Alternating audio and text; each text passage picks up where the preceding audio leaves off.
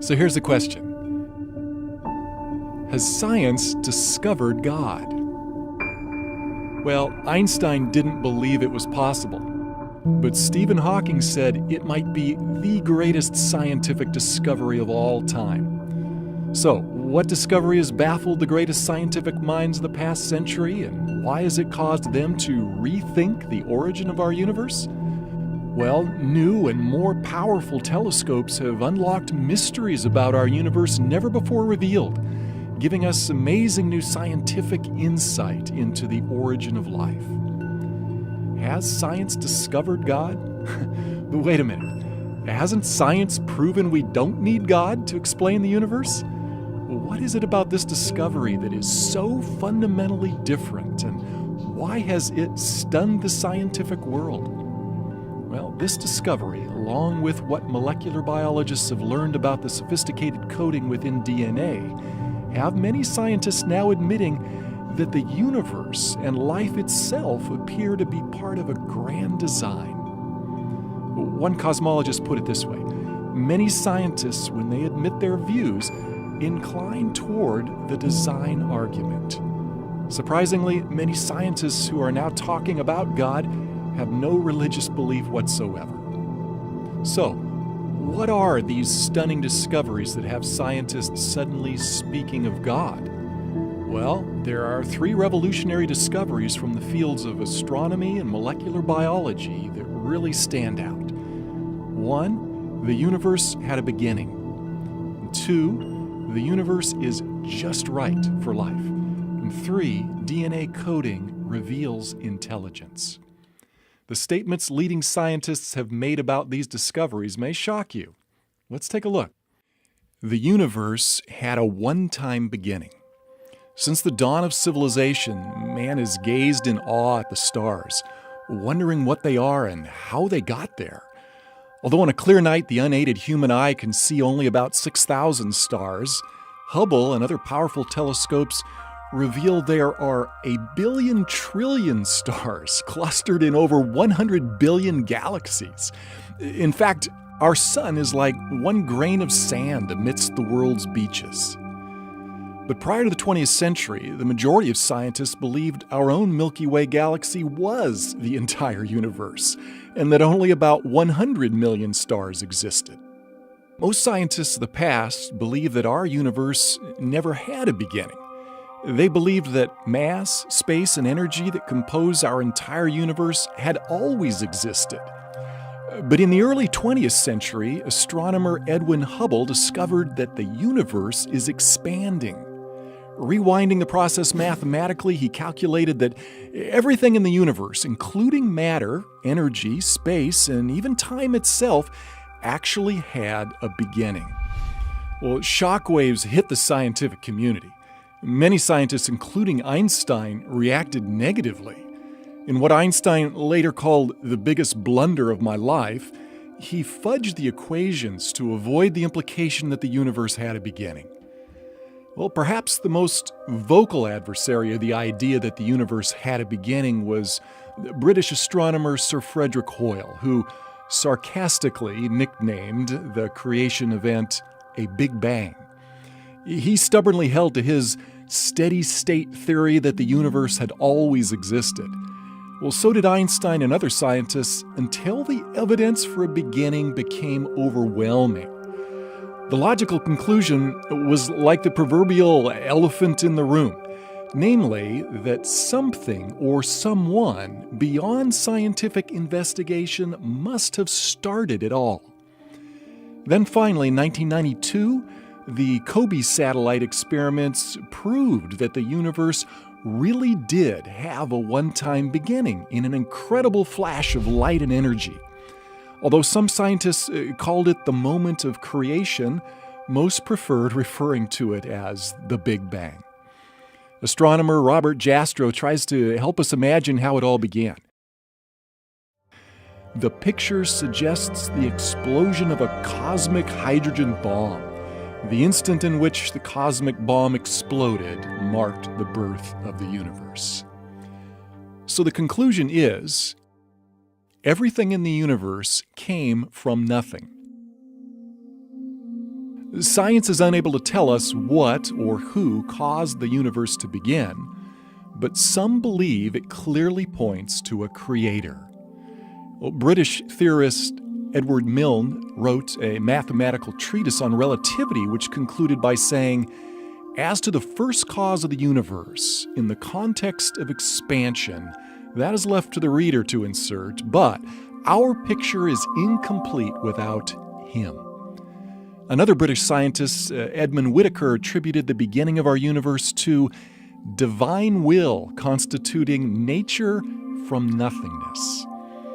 Many scientists were struck by the parallel of a one-time creation event from nothing with the biblical creation account in Genesis 1:1.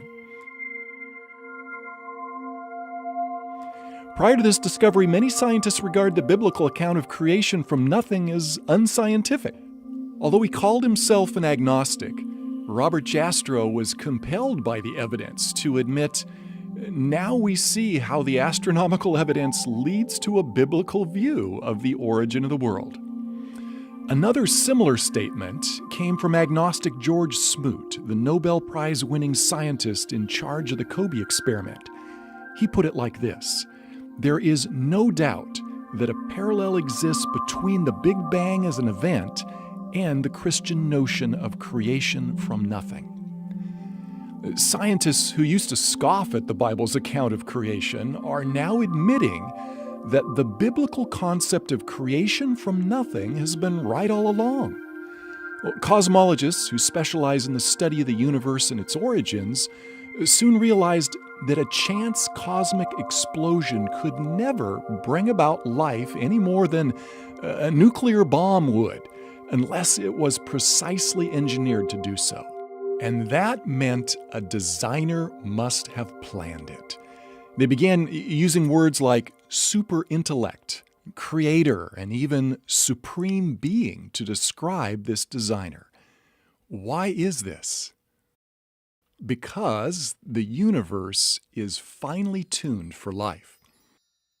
Physicists calculated that for life to exist, gravity and the other laws of physics that govern our universe needed to be intricately tuned just right, or our universe couldn't exist. For instance, did you know that if the expansion rate of the universe had been slightly weaker, gravity would have pulled all matter back into a big crunch? We're not talking about merely a 1 or 2% reduction in the universe's expansion rate. Well, Stephen Hawking writes, "If the rate of expansion 1 second after the Big Bang had been smaller by even 1 part in 100,000 million, the universe would have recollapsed before it ever reached its present size." Well, on the flip side, if the expansion rate had been a mere fraction greater than it was, well, all galaxies, stars, and planets could never have formed, and we wouldn't be here. And for life to exist, the conditions in our solar system and our own planet also need to be just right. For example, we all realize that without an atmosphere of oxygen, none of us would be able to breathe. And without oxygen, water couldn't exist. Without water, there would be no rainfall for our crops. Other elements such as hydrogen, nitrogen, sodium, carbon, calcium, and phosphorus are also essential for life. But that alone is not all that's needed for life to exist. The size, temperature, relative proximity, and chemical makeup of our planet, sun, and moon also need to be just right. And there are dozens of other conditions that needed to be exquisitely fine-tuned, or we wouldn't be here to think about it. Scientists who believe in God may have expected such fine-tuning, but atheists and agnostics were unable to explain the remarkable, quote-unquote, coincidences. Theoretical physicist Stephen Hawking, an agnostic, writes, "The remarkable fact is that the values of these numbers seem to have been very finely adjusted to make possible the development of life." It all brings us to one question: the universe, accident or miracle? But couldn't this fine-tuning be attributed to chance? After all, odds makers know that even long shots can eventually win at the racetrack, and against heavy odds, lotteries are eventually won by someone. So, what are the odds against human life existing by chance from a random explosion in cosmic history? Well, for human life to be possible from a big bang utterly defies the laws of probability. One astronomer calculates the odds at less than one chance in a trillion.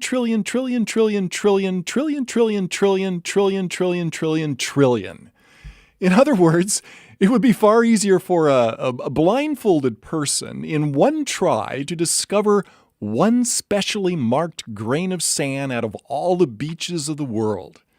Look at it this way. The odds of one random Big Bang producing life as we know it would be like one person winning over 1,000 consecutive mega million-dollar lotteries after purchasing only a single ticket for each. Not very likely?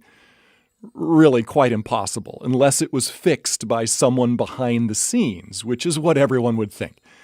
And that is what many scientists are concluding.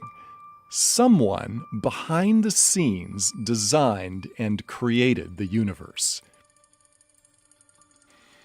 Well, this new understanding of how miraculous human life is in our universe led the agnostic astronomer George Greenstein to ask, is it possible that suddenly, without intending to, we've stumbled upon the scientific proof of the existence of a supreme being? However, as an agnostic, Greenstein maintains his faith in science rather than a creator to ultimately explain our origins. Robert Jastrow explains why some scientists are reluctant to accept a transcendent creator. He says, there is a kind of religion in science. It is the religion of a person who believes there is order and harmony in the universe. This religious faith of the scientists is violated by the discovery that the world had a beginning under conditions in which the known laws of physics are not valid, and as a product of forces or circumstances we cannot discover. When that happens, the scientist has lost control. If he really examined the implications, he would be traumatized.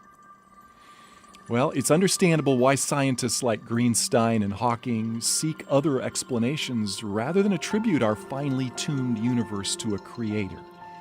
Hawking speculates that other unseen and unprovable universes may exist, increasing the odds that one of them, like ours, is perfectly fine-tuned for life. However, since his proposal is speculative and outside of verification, it can hardly be called scientific. Although he's also an agnostic, British astrophysicist Paul Davies dismisses Hawking's idea as too speculative. He writes, such a belief must rest on faith rather than observation. Although Hawking continues leading the charge to explore purely scientific explanations for our origins, other scientists, including many agnostics, have acknowledged what appears to be overwhelming evidence for a creator. Astronomer Frederick Hoyle wrote, a common sense interpretation of the facts suggests that a super intellect has monkeyed with physics as well as chemistry and biology, and that there are no blind forces worth speaking about in nature. Although Einstein wasn't religious and didn't believe in a personal God, he called the genius behind the universe an intelligence of such superiority that compared with it, all the systematic thinking and acting of human beings is an utterly insignificant reflection. Atheist Christopher Hitchens, who spent much of his life writing and debating against the existence of God, was most perplexed by the fact that life couldn't exist if things were different by just 1 degree or 1 hair. Davies acknowledges, there is for me powerful evidence that there is something going on behind it all. It seems as though somebody has fine-tuned nature's numbers to make the universe. The impression of design is overwhelming. But astronomy is not the only area where science has discovered evidence for design. There is another discovery DNA, the language of life. As recent as 1953, molecular biologists discovered intricately complex design in the microscopic world of DNA. This tiny molecule has been called the brains behind each cell in our body, as well as every other living thing. Yet the more they discover about DNA, the more amazed they are at the brilliance behind it. Scientists who believe the material world is all that exists, like Richard Dawkins, argue DNA evolved by natural selection without a creator. Yet even most ardent evolutionists admit that the origin of DNA's intricate complexity is unexplainable. DNA's intricate complexity caused its co-discoverer, Francis Crick, to believe that it could never have originated on Earth naturally. Crick, an evolutionist, believed life is too complex to have originated on Earth and must have come from outer space. He wrote, "An honest man, armed with all the knowledge available to us now, could only state that, in some sense, the origin of life appears at the moment to almost be a miracle. So many are the conditions which would have had to have been satisfied to get it going." The coding behind DNA reveals such intelligence that it staggers the imagination. A mere pinhead volume of DNA contains information equivalent to a stack of paperback books that would encircle the Earth 5,000 times. And DNA operates like a language with its own extremely complex software code. Microsoft founder Bill Gates says that the software of DNA is far, far more complex than any software we have ever developed. Richard Dawkins and other evolutionary biologists believe that all this complexity originated through natural selection. Yet, as Crick, a Nobel Prize winner, remarked, natural selection could never have produced the first molecule. Many scientists believe that the coding within the DNA molecule points to an intelligence far exceeding what could have occurred by natural causes. In the early 21st century, noted atheist Anthony Flou's lifelong unbelief came to an abrupt end when he studied the remarkable intelligence behind DNA. Flou explains what changed his position. "What I think the DNA material has done is to show that intelligence must have been involved in getting these extraordinarily diverse elements together. The enormous complexity by which the results were achieved looked to me like the work of intelligence. It now seems to me that the finding of more than 50 years of DNA research have provided materials for a new and enormously powerful argument to design." Although Flou was not a Christian, he admitted that the software behind DNA is far too complex to have originated without a designer. All this scientific evidence leads us to honestly consider that life and the universe have the fingerprints of a creator. Are scientists now convinced that a creator has left his fingerprints on the universe? Although many scientists are still bent on squeezing God out of the universe, most recognize the religious implications of these new discoveries. In his book, The Grand Design, Stephen Hawking, who doesn't believe in a personal God, attempts to explain why the universe doesn't need God.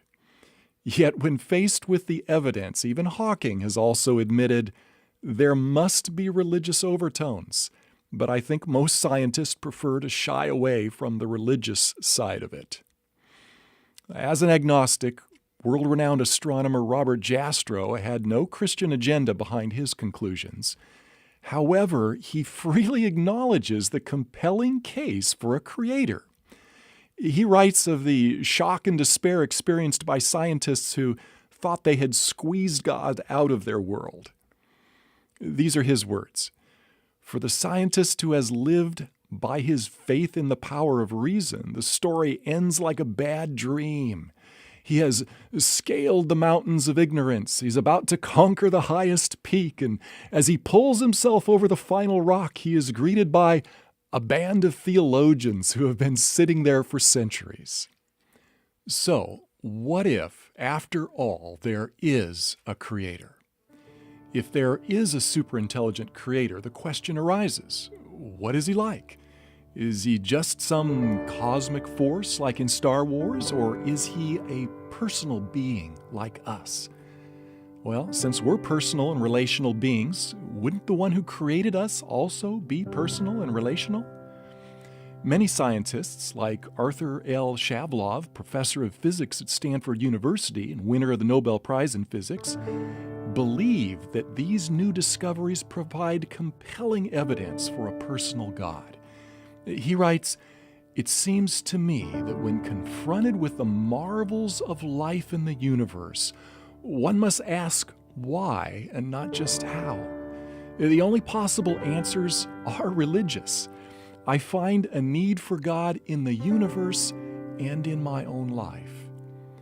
If God is personal, and since He has given us the ability to communicate, wouldn't we expect Him to communicate with us and let us know why we are here?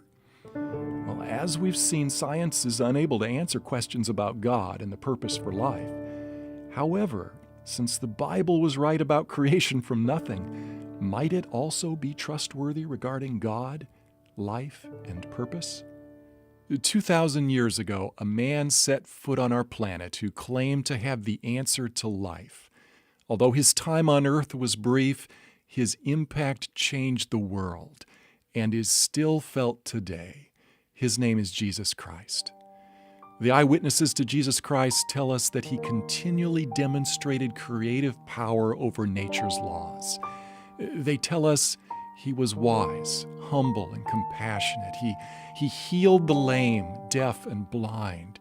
He stopped raging storms instantly, created food for the hungry on the spot, turned water into wine at a wedding, and even raised the dead. Not only that, they claimed after His brutal execution that He Himself rose from the dead. They also tell us that Jesus Christ is the one who flung the stars into space, fine-tuned our universe, and created DNA. Could He be the one of whom Einstein unknowingly referred to as the superintelligence behind the universe? Could Jesus Christ be the one of whom Sir Frederick Hoyle unknowingly referred to as having monkeyed with physics, chemistry, and biology? Has the mystery of who is responsible for creating our universe and the intelligence behind DNA been revealed in the following account from the New Testament? Now Christ is the visible expression of the invisible God. He existed before creation began, for it was through Him that everything was made, whether spiritual or material, seen or unseen. Through Him and for Him also were created power and dominion, ownership and authority. In fact, every single thing was created through and for Him.